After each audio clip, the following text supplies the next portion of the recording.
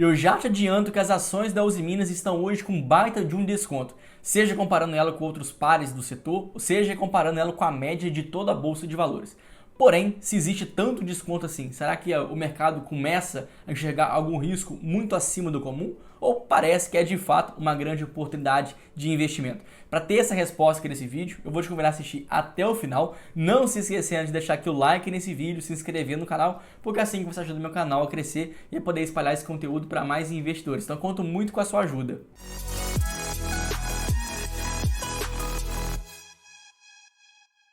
Então, para a gente ter a resposta mais assertiva possível, se essa é uma boa oportunidade ou não, nós devemos conhecer um pouco mais a fundo a operação da Uzi Minas, que é uma empresa que surgiu como uma estatal. Ela é muito popular na região em que ela atua, afinal de contas ela está no quadrilátero ferrífero, que é uma região de Minas Gerais, que também abriga outras empresas, como é o próprio caso da CSN Mineração e também da Vale. Então é uma região muito forte nessa parte de mineradora. Mas aqui tem uma diferença. A Uzi Minas, ela não é uma mineradora exclusiva, não é como a Vale, não é como a CSN Mineração. Essa é apenas uma parte pequena de todo o seu portfólio. Então, acaba que até mesmo na composição da sua receita líquida existe essa parte de mineração, mas ela não é muito relevante no global de toda a operação, porque a Uzi Minas ela é muito focada na seguinte etapa, né, na etapa posterior, na produção do aço. E aí sim é onde ela consegue ter as maiores vendas, onde ela consegue atuar com muito mais resiliência ao longo da sua história inteira. Então aqui nesse caso a gente vê a Uzi Minas muito mais parecida à própria CSN, não confundo com a CSN Mineração. Então a Uzi Minas mais parecida com a CSN e também com a Gerdau. São outras duas empresas que nós podemos fazer essa comparação. Porém, a Uzi Minas ela já tem um foco bem diferente. Ela é uma empresa já muito mais domesticada, uma empresa que tende a focar muito mais dentro do Brasil. É até curioso, porque se a gente pegasse agora toda a venda de aço que aconteceu dentro do nosso país, a gente teria uma relevância, né? Grande parte das vendas que aconteceram aqui no nosso país vieram da Uzi Minas. Então, o market share dela, a participação de mercado que ela tem no nosso país é realmente muito relevante. É uma baita de uma indústria e o Brasil, historicamente, tem boas indústrias, né? Conseguiu desenvolver muitas coisas ao longo das últimas décadas, embora também tenha um seus riscos que a gente vai falar logo depois. Além disso, né, além de ser uma empresa muito domesticada, ao contrário até mesmo com o que a Gerdau faz, né, lembrando que a Gerdau hoje é uma empresa que tende a atender muito mais o mercado americano, grande parte da sua receita está lá. Inclusive aqui nesse vídeo já falei um pouco mais sobre as perspectivas sobre essa empresa. A CSN também tem uma operação muito forte para a China, então a gente vê que entre essas empresas, talvez a Uzi Minas seja a empresa mais para dentro do Brasil, que consequentemente, quando o Brasil vai bem, a empresa tende a mandar mais, né, tende a mandar melhor do que a média dos seus setores, já que são empresas mais exportadoras, mas também quando o Brasil vai mal, a empresa tende a sofrer um pouco mais do seu impacto. O segundo ponto que é importante a gente destacar é que esse setor de aço ele é muito diversificado por si só. A carteira de clientes ela é muito ampla, então você pode vender para diversos segmentos, já que grande parte deles levam algo de aço bruto. Então aqui a gente pode citar alguns setores muito intensivos em aço, como o próprio setor automotivo, também de construção civil e também de infraestrutura. Inclusive esses são os três maiores segmentos clientes da Uzi Minas. E a gente sabe que no Brasil nós temos um gargalo histórico de infraestrutura e construção civil. É um mercado que sempre cresceu muito bem. Então essa pode ser uma perspectiva de crescimento futuro para a empresa. Assim que o Brasil tiver uma economia mais estável, mais tranquila, com mais previsibilidade, com redução da taxa de juros. E ainda assim a gente vai ver que por existir tantos gargalos de uma economia que cresce bastante, essa acaba sendo então uma perspectiva de crescimento em que os próprios acionistas da Uzi Minas esperam para o futuro. Só que apesar disso também existem alguns riscos. Então agora largando a parte positiva e focando mais na parte negativa, a gente vê alguns pontos que também nos chamam a atenção. O primeiro deles, como a gente já até mesmo adiantou, essa exposição muito grande ao Brasil acaba trazendo um risco muito grande. Eu digo isso porque, historicamente, o nosso país convive com uma inflação alta, desemprego alto. Muitas das empresas se assustam ao investir no Brasil. O famoso custo Brasil muito elevado afasta muito capital estrangeiro daqui. Então, a nossa economia ela tende a ser muito mais volátil, tende a oscilar muito mais do que as economias mais maduras do mundo. E isso traz um risco que realmente acontece. Se a gente pegasse alguns números lá da última crise econômica, em 2014, 2015, 2016, essas empresas sofreram muito acima da média. Então, olha só, quando a economia brasileira vai mal, essas empresas tendem a ter um impacto muito superior a outras empresas de outros países. O caso da Gerdau, novamente, imagina que a economia americana vai mal, a Gerdau não necessariamente vai mandar tão mal da mesma proporção que a Uzi Minas manda mal quando o Brasil vai mal, porque lá a economia é muito mais madura, muito mais desenvolvida. Então, até mesmo dentro de crises, as empresas que são mais exportadoras conseguem trazer uma resiliência maior.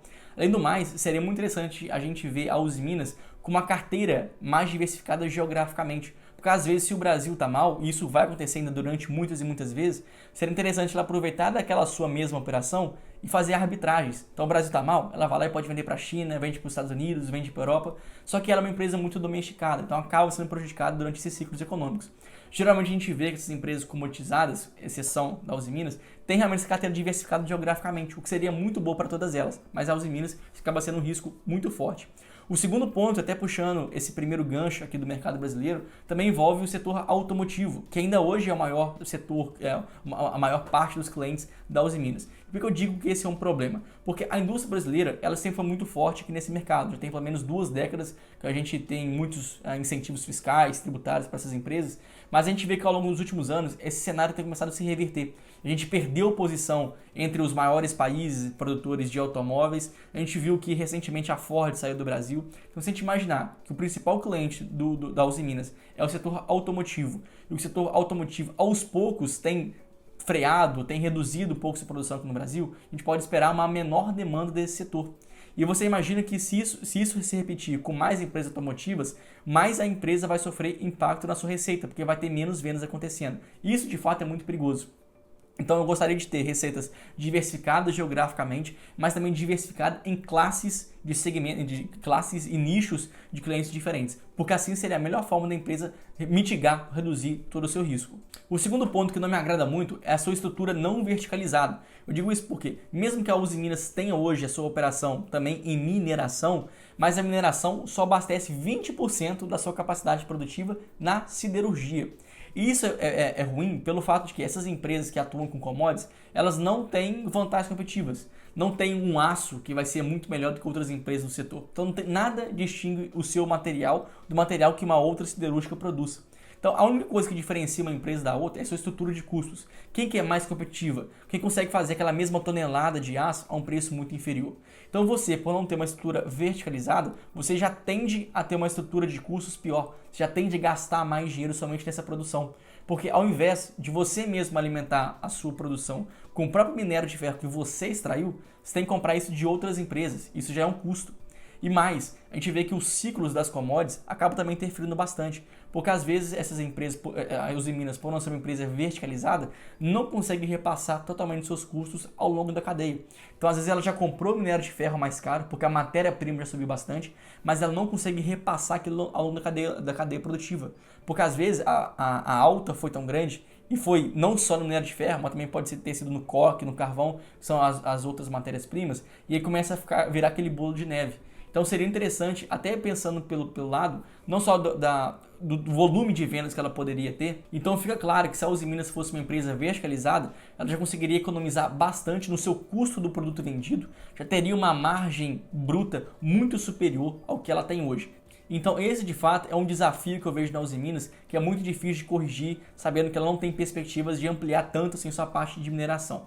Até porque a gente vê outros problemas que derivam disso. Até porque as empresas que também não são verticalizadas, elas também têm muitos problemas em aproveitar os ciclos do mercado. Porque geralmente quando o aço sobe, e a gente viu isso nos últimos anos, mas também pode ser um reflexo do minério de ferro muito caro. Então ela nunca pega um ciclo limpo para ela. Imagina o caso da Vale. Quando o minério de ferro subiu bastante, ela ganhou muito dinheiro porque o minério se valorizou bastante, mas os seus custos não se valorizaram na mesma intensidade. Já aqui para a Uzi Minas isso não acontece. Então quando ela tem um aumento muito grande do seu aço, geralmente é porque alguma coisa aconteceu com seus custos também. Então sobem os custos, sobem as receitas na mesma proporção. É interessante você pegar um ciclo limpo em que você só ganha e tem uma perda ilimitada. Então para mim esse também acaba sendo mais um ponto negativo aqui para a Uzi Minas. E o terceiro ponto se refere à produtividade do trabalhador brasileiro. Eu digo isso porque se a gente acompanhasse ao longo das últimas décadas, a produtividade do brasileiro frente à produtividade de um operador americano vem reduzindo. Então a gente tem ficado muito para trás. Então as empresas, a todo momento, por trabalharem com produtos que não têm valor agregado, você tem que reduzir ao máximo o seu custo, você tem que procurar em fazer a sua operação em países que são mais eficientes, mais produtivos. Então, mais uma vez, a gente pode entender que a indústria do Brasil não passa por um cenário atraente. Então, juntando esses 3 pontos principais, eu vejo que hoje a Usiminas tende a ter uma demanda muito mais cíclica, tende a ser muito mais impactada por efeitos macroeconômicos, por efeitos microeconômicos dos seus setores em que ela tem como cliente principal. Então, de todas as formas, eu vejo que a Usiminas hoje está em uma posição de muito maior risco em relação a Gerdau e também a CSN. Então, simplesmente por causa dessa afirmação, a gente já tem que entender que a empresa ela deveria ser negociada a múltiplos mais baixos. Então, toda vez que você fizer a comparação de preços, a Usiminas, se não tiver mais barata, já está errada, porque por ter mais risco, ela tem que ter mais desconto na sua operação. Então, hoje, se a gente chegasse e analisasse o seu EV sobre EBITDA ao redor de 2 vezes, realmente pode parecer um múltiplo muito atraente. Mas outras empresas do seu setor também estão sendo negociadas a um múltiplo baixo. A Gerdau, por exemplo, negociando a 3 vezes e pouco o seu EBITDA. A própria Vale, que mesmo não sendo uma empresa de siderurgia, mas sendo uma empresa de mineradora, também negociando ao redor de 3 vezes e meio o seu EBITDA. Então são empresas melhores, mais seguras, mais resilientes e que estão sendo negociadas também a um preço mais descontado. Então, dito tudo isso, eu não tenho uma preferência muito clara pelas Usiminas, mesmo sabendo que eu já distribuí muito dividendos no passado. Porém, aqui mais uma atenção aqui para você. Todos os dividendos que essas empresas de siderurgia e mineração já distribuíram no passado podem não ser recorrentes daqui para frente, porque o preço do minério de ferro continua caindo. E foi justamente o preço alto do minério de ferro e consequentemente do aço que fez com que essas empresas gerassem muito caixa e distribuíssem muito dividendos.